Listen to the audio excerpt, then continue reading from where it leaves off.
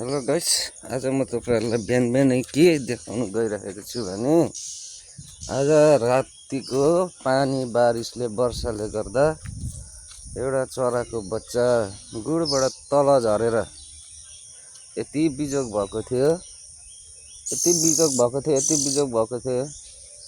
हेर्नुहोस्, यहाँ मैले अहिले यसलाई पक्रेर तपाईको राखिदिएको छु। राखिदिनेछु। आज बिहान बिहान किन कराउँछ मेरो घरमा चरा चुरुङ्गी यति साह्रो भनेर बिहानै उठेर आएर हेरेको त बिचराको बच्चा तपाईको रुखको टोडकोबाट झरेको रहेछ। त्यसपछि हेर्नुहोस्, यसको आमा बुवाहरू हेर्नु होला, उमा छ ऊ हेर कराइरहेको छ, सुन्नु भइरहेछ। यसरी नै कराएको थियो बिहान। के भएछ भनेर म चाहिँ हेर्दै आएको त यसको यो रुखमा बच्चा थियो। यो रुखको टोडकोमा हाम्रो टोडको त्यहाँ बच्चा थियो। आज रातिको पानीले चाहिँ पानी भरेर तल झरेको रहेछ बच्चा बिचराहरू। अनि म आएर हेर्दा खोज्दा गर्दा यो बच्चा यहाँ भिजेर बसिरहेको थियो बिचरा। यो हगी पनि दियो। यो बिचरा यहाँ आएर भिजेर बसिरहेको रहेछ कुक्रेर। हेर्नुहोस् है यो। अनि मेरो पालो यसलाई घरमा ल्याइवरी कपडाले पुसेर सरसफाइ गरेर त्यसपछि मैले यसलाई बस्ने ठाउँ बनाइदिने सोचे। अब के त बस्ने ठाउँ के दिनु भनेर सोच्दा मसँग एउटा घरमा एउटा सानो हेलमेट थियो। सानो एउटा हेलमेटमा त मेरो मोटरसाइकलको हेलमेट थियो। यसैलाई यसको बस्ने ठाउँ बनाएँ र अब यसलाई यहीँ राखिदिने छु। अनि अलि ठुलो हुन्जेलसम्म चाहिँ यसलाई म बाँधेर राख्ने सोचेको छु। एउटा त वही रहेछ, अझै गुडमै छ। एउटा चाहिँ वही छ रहेछ, अझै एउटा चाहिँ यहाँ झरेको छ। अब भयो भने त त्यहाँ पानी नै पारेछ त्यो टोडकोमा, त्यो पनि झरे त हुन्थ्यो यहाँ।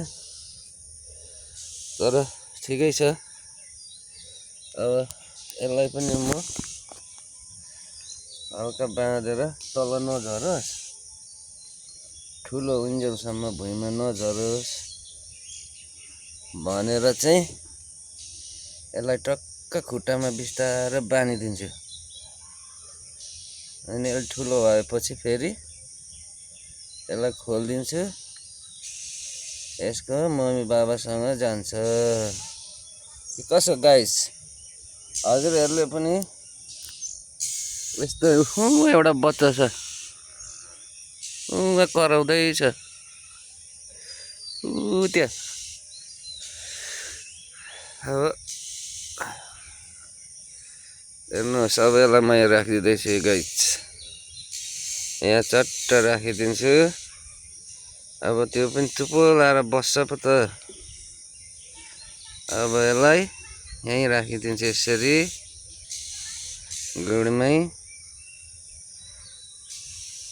यसको मम्मी ड्याडीहरू चाहिँ कराएकै छ, के गरिदिनु लाग्यो भनेर होला। तर म केही गर्दिनँ। अब यहाँ राखिदिन्छु। अघि आएर चट्ट यहाँ राखिदिन्छु। ल हेर्नुहोस् गाइस, कस्तो दामी भयो त, होइन? अब यसको मम्मीहरू आउँछ, यहीँ खुवाउँछ, यहीँ ठुलो बनाउँछ। त्यसपछि म छोडिदिन्छु यसलाई। यस्तै छ गाइस। मान्छे भएपछि इन्सानियत कहिले पनि गुमाउनु हुँदैन। इन्सानियत भनेको राख्नुपर्छ। धर्म कर्म भनेको जेबाट पनि धर्म गर्दा हुन्छ।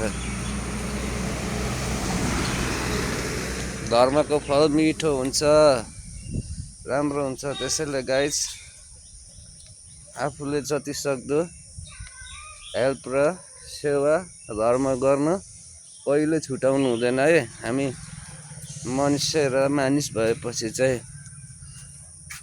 के कसो guys okay guys bye bye take care कस्तो लाग्यो लाइक सेयर कमेन्ट फलो गरिदिनु होला ओके यो चाहिँ मेरो आजको बिहानको राम्रो काम गर्नु पाउँदा एकदम ह्याप्पी छु खुसी छु ल बाई टेक केयर